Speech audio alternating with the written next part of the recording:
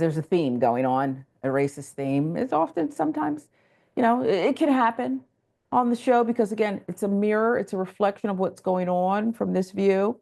Fireman calls black woman the N-word during a traffic dispute. Per the Atlanta Black Star, pressure is on Pennsylvania community to sever all ties with John Romano, a former assistant fire chief and fencing contractor, after he was charged for a racist verbal attack. Romano of Delaware County faces criminal charges, including ethnic intimidation, terroristic threats, harassment, disorderly conduct, and obstructing highways after the November 21 confrontation with an unnamed black woman. Well, I'm just taking in the photo. There's a lot I could say, but I'm going to just stick to the details on this one for now. According to the criminal complaint, he was loading trees onto his forklift while blocking traffic on a local road, because that's what I can do. I got privilege. You wait. I added that. Woman caught in traffic caused by Romano admitted growing impatient and honking her horn at the forklift. Romano, who was white, allegedly responded, "Who the F are you beeping at? Shut up, B." This is assistant fire chief. It used to be, you saw the truck, the fire truck, and if it was an emergency, a child could, do like they do truck, and they'd say, "Bump, bump," and they'd see this awesome truck go by. You could go to a fire station and they'd let you climb on in the thing. I've done that here in Atlanta with my little one, not so little anymore. She loved it. You don't expect fire chief and assistant to act this way. The woman said she then tried to drive her car around the forklift. By then, according to the investigators, Romano had jumped out of the forklift to confront the woman at ground level, calling her a, quote, monkey, while saying he would find out where she lived and where she was from. Romano continued with the verbal assault, allegedly telling the woman, "You know what, N? Go get a effing banana. I'm not dealing with you today, plain and simple." There's something else. The woman said Romano took a picture of her license plate and claimed he had the power to have her vehicle towed. Romano threatened to become physical, according to the complaint, repeatedly calling her a porch monkey, and he scoffed at the suggestion she may contact law enforcement. The woman claimed telling her he was protected. Now, see, I like the details of this story because, if true, he's saying something very obvious, not surprising.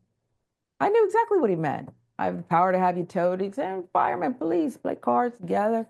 We make those firehouse meals and share with our buddies. Back the blue. The woman did call police.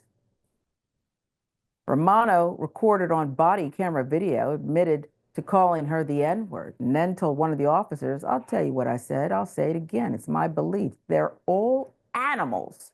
I'm tired of dealing with them." When the officer told Romano about the possible repercussions he could face, Romano allegedly replied, "So I can't call a N a N?" This is something else, this one. Romano, police said, claimed the woman had threatened to kill him. He then retracted his previous statement about him calling her a racial slur, according to investigators. "I didn't call her a N." Romano then told the officer, according to the criminal complaint, "I said, go get a banana, you monkey. That's what I said."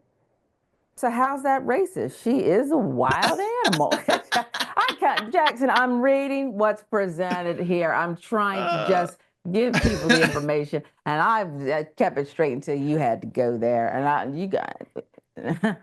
How's that racist? I didn't use the N word, so what difference does it make? I'm just telling the truth.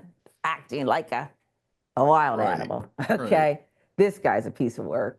But there's more, and then we can both get our laugh on. Romano, a former Sharon Hill assistant fire chief, has been suspended by the fire company's board of trustees, and the borough has also severed ties, said Sharon Hill Council President Tanya Allen. However, a LinkedIn page still lists Romano as the owner of JMP Fencing, and he was responding on behalf of the company to Better Business Bureau complaints as recently as 2023. Romano is due in court in February. Thank you to our friends at Atlanta Black Star for giving us the hilarious details here. It's a skit. What he is purported to have said in this confrontation is something that not even Chappelle would come up with for one of his shows. It's pathetic.